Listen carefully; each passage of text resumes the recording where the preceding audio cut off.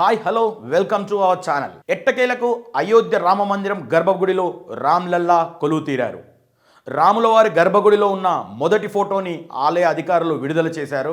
అలాగే 5 సంవత్సరాల వయసు కలిగిన బాలరాముడి స్వరూపాన్ని తలపించేలా విగ్రహమూర్తి ఉంది. చేతిలో ధనస్సు, వీపులో అమ్మల పొదిన ధరించి కమలం పువ్వు వస్తే నిలబడిన శ్రీరాముడు కనిపిస్తున్నాడు. దీన్ని మైసూరుకు చెందిన కళాకారుడు అరుణ్ యోగిరాజ్ నల్లరాతితో చెక్కారు. ఈ విగ్రహం ఎత్తు 51 అంగుళాలు ఉంటుంది. ప్రస్తుతం రాముని విగ్రహాన్ని మొత్తాన్ని పరాదాతతో కప్పి ఉంచారు.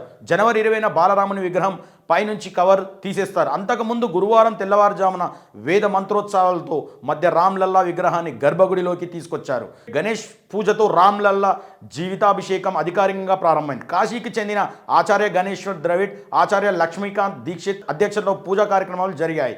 యాగ మండపాన్ని పవిత్ర నదులు నీటితో అభిషేకించారు.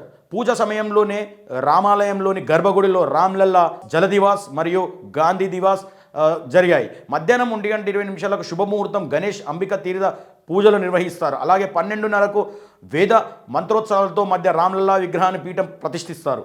అశోక్ సింహాలా ఫౌండేషన్ అధ్యక్షుడు మహేష్ భగత్ చంద్క ముఖ్య అతిథిగా వ్యవహరిస్తారు. తొలి రోజు దాదాపు 7 గంటల పాటు పూజలు కొనసాగుతున్నాయి. జనవరి 22న ప్రధాని మంత్రి నరేంద్ర మోదీ చేతుల మీదుగా రామ్ మందిరం గర్భగుడిలోని బంగారు సింహాసనంపై అయోధ్య రామయ్యకు ప్రాణప్రతిష్ఠ జరగనుంది.